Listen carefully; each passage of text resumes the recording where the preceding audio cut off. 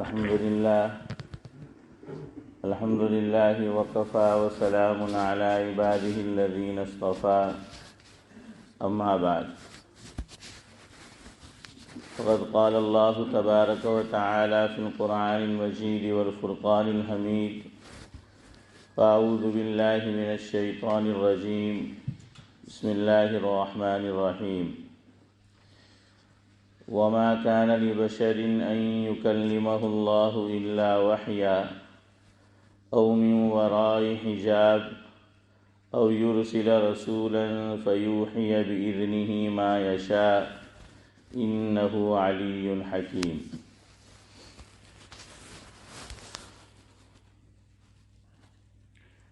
بزرگان محترم، گزشتہ آپ کو بتایا تھا کہ حکیم الاسلام حضرت مولانا قاری محمد طیب صاحب نور اللہ مرقدہ سابق محتمم ام المدارس دارالعلوم دیوبند حضرت فرماتے تھے جس کا مفہوم یہ ہے کہ رمضان المبارک یہ قرآن کریم کی سالگرہ ہے۔ تو آپ سے عرض کیا تھا کہ انشاءاللہ العزیز رمضان المبارک تک قرآن کریم کے تعلق سے ہی جمعہ کی مجلس میں کچھ باتیں آپ کے گوش گزار کریں گے۔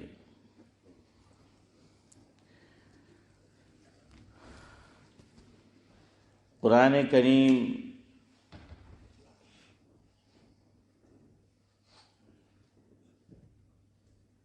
کیسے نازل ہوا؟ ہم سب جانتے ہیں کہ وحی کے ذریعے سے۔ تو سب سے پہلے اسی تعلق سے کچھ باتیں آج کی مجلس میں عرض کرنی ہیں کہ وحی کہتے کسے ہے اور وہ آتی کیسے تھی۔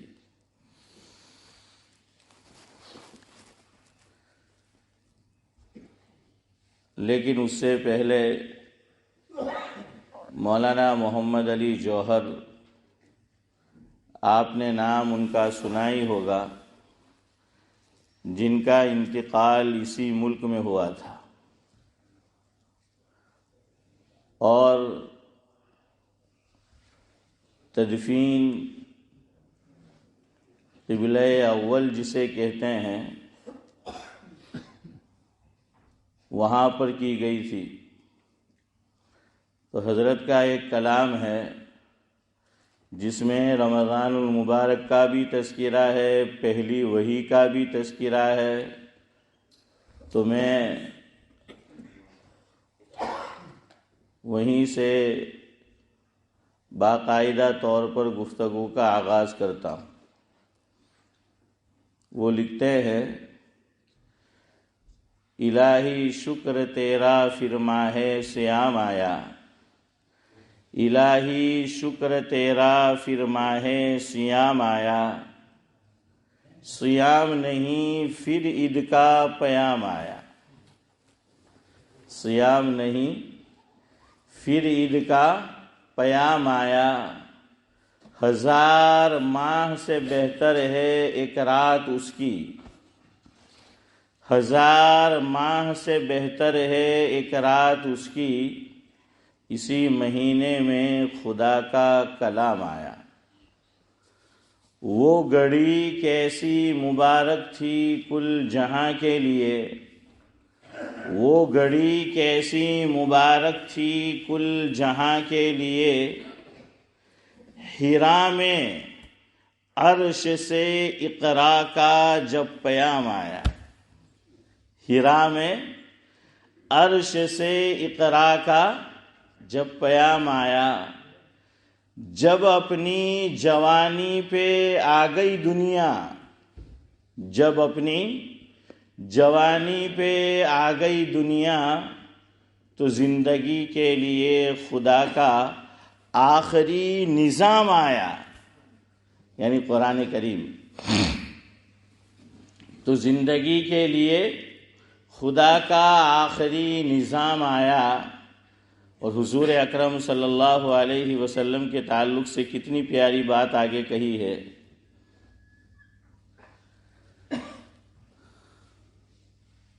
ان پر بھیجوں درود و سلام کس منہ سے، میں ان پر بھیجوں درود و سلام کس منہ سے،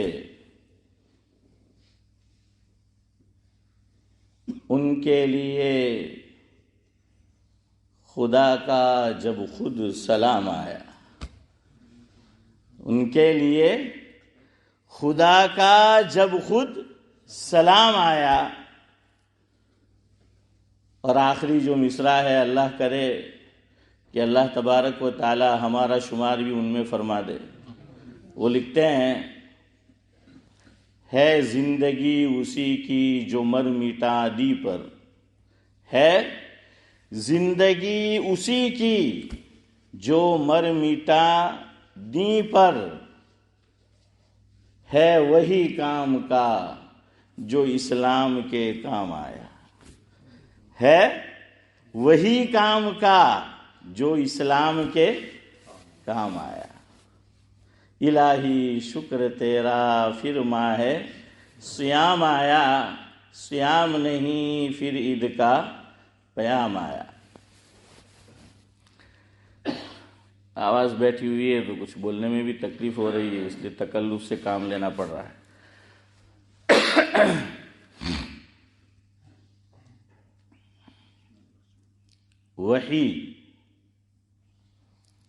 وحی کسے کہتے ہیں؟ امام راغب اصفہانی علیہ الرحمہ نے مفردات القرآن کے اندر یہ لکھا ہے، جس کا مفہوم یہ ہے کہ وحی کی تعریف یہ ہے، آج کی اصطلاح میں اگر ہم اس کو سمجھے تو سیکریٹ میسج۔ وحی کسے کہتے ہیں؟ سیکریٹ میسج، اس کا نام وحی ہے۔ سائفر، اچھا منظور صاحب کہہ رہے ہیں، منظور بھائی کہ آج کی زبان میں سائفر۔ بہرحال تو یہ ہے وحی کی تعریف کہ سیکریٹ میسج کا نام ہے وحی۔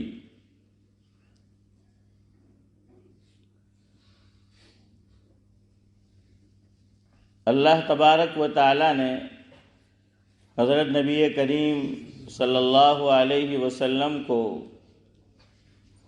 اور انبیاء کے مقابلے میں جو خصوصیات عطا فرمائی تھی، ان میں ایک خصوصیت علماء نے یہ بھی لکھی ہے کہ سب سے زیادہ وحی لے کر حضرت نبی کریم صلی اللہ علیہ وسلم کے پاس ہی جبریل امین تشریف لائے، سب سے زیادہ وحی لے کر۔ یہ بھی حضور کی خصوصیت اور امتیاز ہے۔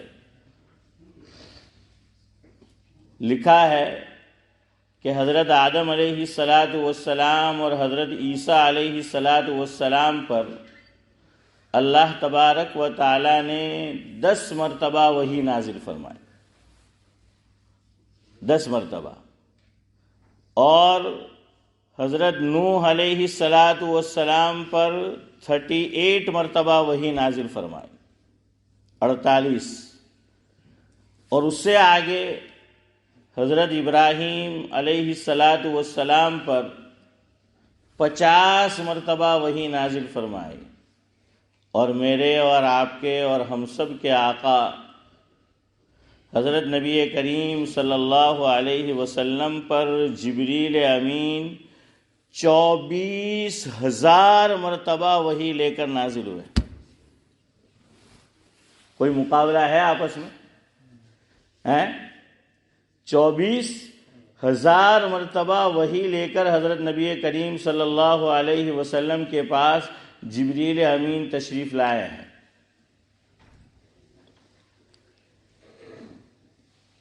وحی یہ اللہ تبارک و تعالیٰ کی بڑی نعمت اور بڑا انعام تھا. یہ میں اور آپ نہیں سمجھتے، حضرات صحابہ کرام اس کو سمجھتے تھے. مسلم شریف کی روایت ہے جس کا مفہوم یہ ہے کہ حضرت نبی کریم صلی اللہ علیہ وسلم کے انتقال کے بعد حضرات شیخین یعنی حضرت ابو بکر رضی اللہ تعالی عنہ اور حضرت عمر رضی اللہ تعالی عنہ ام ایمن کی خدمت میں تشریف لے گئے. جیسے مرد صحابہ میں حضرت سلمان فارسی رضی اللہ تعالی عنہ نے طویل عمر پائی ہے، بڑی زندگی پائی. علماء لکھتے ہیں کہ جو صحابیات ہیں ان میں حضرت ام ایمن رضی اللہ تعالی عنہا وہ خاتون ہیں جنہوں نے طویل عمر پائی ہے، بڑی زندگی پائی. یہ وہ واحد خاتون ہیں کہ جنہوں نے حضرت نبی کریم صلی اللہ علیہ وسلم کو اپنی گود میں کھلایا، حضرت کو پالا پوسا.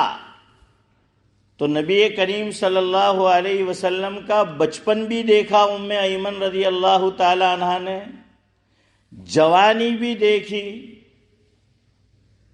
نکاح بھی دیکھا، نبی بنتے بھی دیکھا اور نانا بنتے بھی دیکھا، اور دنیا سے پردہ فرما گئے حضور، تو وہ حالت بھی دیکھی حضرت ام ایمن رضی اللہ تعالی عنہا نے. کہتے ہیں کہ یہ واحد خاتون ہیں. اصل میں ہوا یہ تھا کہ ہم سب جانتے ہیں کہ حضرت نبی کریم صلی اللہ علیہ وسلم اپنی والدہ کے پیٹ میں تھے. والدہ حمل سے تھی، امید سے تھی کہ حضرت کے والد خواجہ عبداللہ کا انتقال ہو گیا تھا. اب میراث تقسیم ہوتی ہے باپ کے انتقال کے بعد. تو میراث میں جو چیزیں حضور اکرم صلی اللہ علیہ وسلم کے پاس آئی تھی، علماء نے لکھا ہے کہ حضرت کے والد 5 چیزیں چھوڑ کر گئے تھے میراث میں. 5 چیزیں. نمبر 1، 5 اونٹ چھوڑ کر گئے تھے میراث میں. نمبر 2، بکری کا ریوڑ، 1 بکری کا ریوڑ یہ چھوڑ کر گئے تھے. نمبر 3، کچھ چاندی تھی وہ چھوڑ کر گئے تھے. اور انہی 5 چیزوں میں سے ایک چیز یہی حضرت ام ایمن رضی اللہ تعالی عنہا تھی کہ جو باندھی تھی، اور یہ بھی میراث میں حضرت کے پاس آئی تھی. اور جب حضرت کی والدہ کا انتقال ہو گیا، حضرت آمینہ کا، تو اس کے بعد ہم جانتے ہیں کہ خواجہ عبد المطلب جو حضرت کے دادا تھے، انہوں نے حضرت کی دیکھ بھال رکھی مردوں میں اور عورتوں میں. یہی ام ایمن رضی اللہ تعالی عنہا ہے کہ جنہوں نے حضرت کی تربیت کی، پالا پوسا، دیکھ بھال کی، کھلایا پلایا، گود میں اٹھایا، کندھوں پہ بٹھایا. یہی حضرت ام ایمن رضی اللہ تعالی عنہا تھی کہ جو میراث میں پائی تھی. پھر حضرت خدیجہ رضی اللہ تعالی عنہا سے جب حضرت کا نکاح ہوا تو اس موقع پر حضرت نبی کریم صلی اللہ علیہ وسلم نے ام ایمن کو آزاد کیا ہے، غلامی سے آزاد کیا ہے اس وقت یہ آزاد ہوئی ہے۔ اور جو مسلمان حضور اکرم صلی اللہ علیہ وسلم نے نبوت کا دعویٰ کیا اور حضرت کے ہاتھ پر ایمان لائے، ایمان قبول کیا، ان میں ایک یہی حضرت ام ایمن رضی اللہ تعالی عنہا بھی تھی، اور علماء نے لکھا ہے کہ ان کی قربانی دیکھیے، نکاح ہو چکا تھا، شوہر سے کہا ام ایمن رضی اللہ تعالی عنہا نے کہ میں تو ایمان لا چکی ہوں، اب تجھے میرے ساتھ رہنا ہے، مجھے اپنے نکاح میں رکھنا ہے، تو تو بھی ایمان قبول کر۔ تو شوہر نے منع کر دیا کہ میں تو ایمان قبول نہیں کرتا۔ تو حضرت ام ایمن رضی اللہ تعالی عنہا وہ بہادر اور جری خاتون ہے کہ اسی موقع پر اپنے شوہر سے کہا کہ جب تو ایمان قبول نہیں کرتا تو آج سے تیری راہ اور میری راہ الگ ہے۔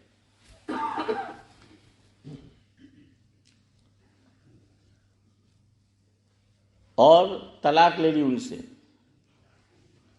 تو یہ حضرت ام ایمن رضی اللہ تعالی عنہا ہے۔ حضرات شیخین ان کی خدمت میں گئے۔ یہاں علماء نے ایک بات لکھی ہے کہ یہ حضرات ام ایمن رضی اللہ تعالی عنہا کی خدمت میں کیوں پہنچے؟ تو اصل میں حضرت کا یہ معمول تھا نبی کریم صلی اللہ علیہ وسلم کا کہ ہر تھوڑے دن بعد خود، حالانکہ نبی ہے، ہر تھوڑے دن بعد خود ام ایمن رضی اللہ تعالی عنہا سے ملاقات کے لیے حضرت تشریف لے جاتے تھے اور اماں جان کہہ کر پکارتے تھے، اے میری اماں جان۔ یہ معمول تھا حضرت کا۔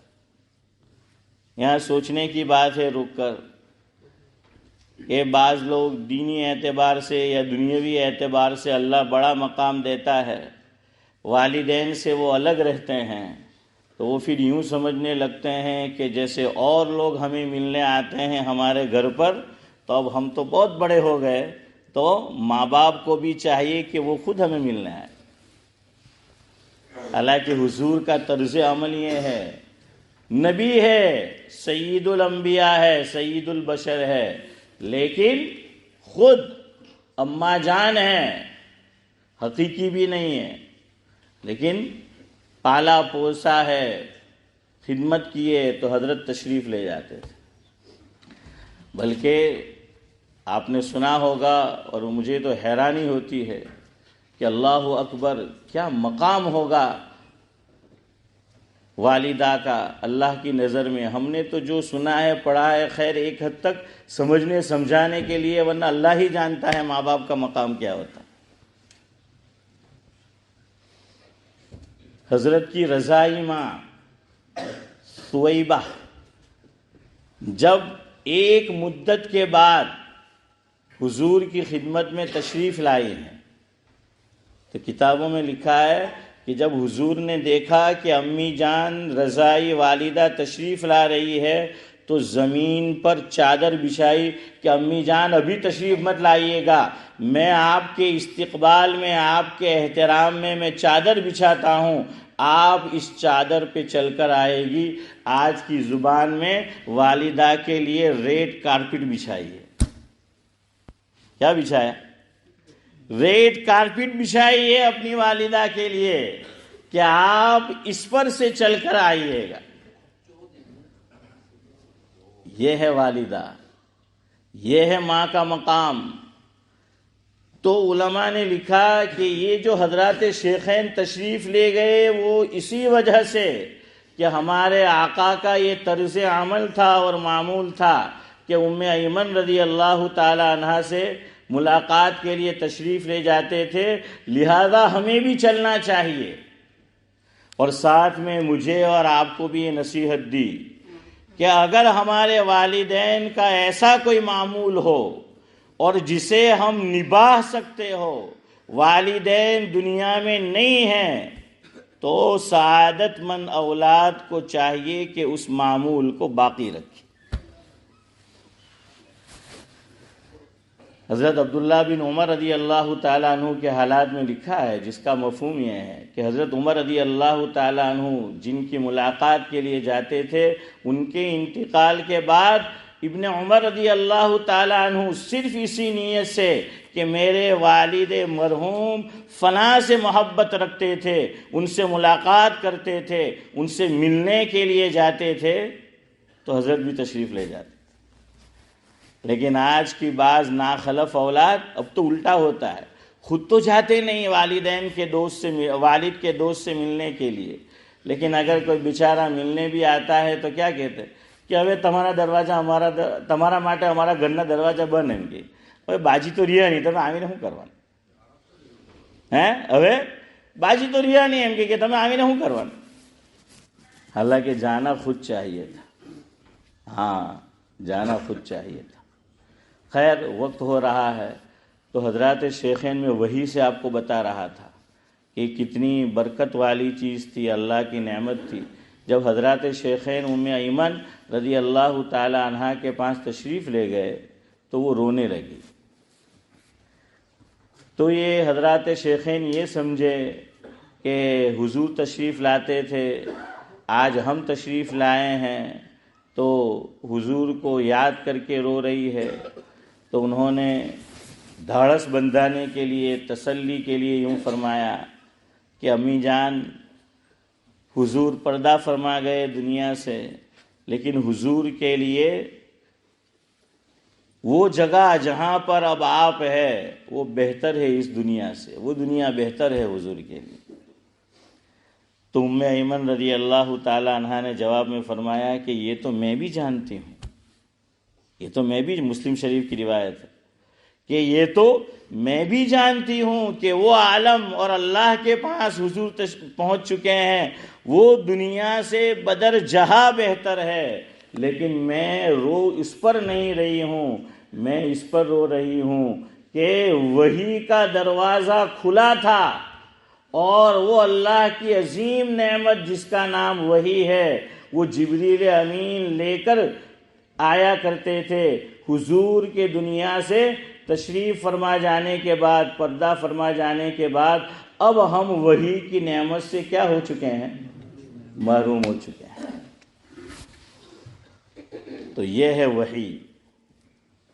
انشاءاللہ اگلی مجلس میں، وقت ہو گیا ہے، حضرات علماء کرام جو ہیں، ہمارے مولانا زکریا تشریف فرمائے، وہ جانتے ہیں ایک مستقل علم ہے اسماء الرجال کا، کہ حدیث کو پرکھنے کے لیے علماء نے مستقل کتابیں لکھی ہے۔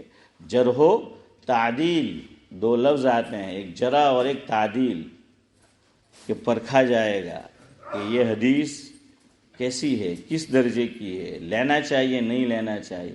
اللہ تعالیٰ نے، حضرات علماء کرام لکھتے ہیں کہ یہی انداز اور یہی طرز ہمیں سکھایا ہے قرآن کریم کے تعلق سے بھی، کہ لے کر آنے والے کون ہیں؟ جبریل امین۔ تو فرمایا کہ اللہ تبارک و تعالیٰ نے جبریل امین کا تعارف کروایا پہلے قرآن کریم میں، کہ جو لے کر آ رہے ہیں وہ معتبر ہے بھی یا نہیں، اور وہ کن صلاحیت کے مالک ہے۔ بہرحال اللہ تبارک و تعالی ہمیں رمضان المبارک تک پہنچائے عافیت کے ساتھ، ہم تمام کی عمر میں ایمان، نیک اعمال اور عافیت کے ساتھ خوب برکت نصیب فرمائے۔ سبحان اللہ و بحمدہ، سبحانک اللہم و بحمدک، نشہد ان لا الہ الا انت نستغفرک۔ کائی نہیں پڑھا، کیسا بھائی جاؤ۔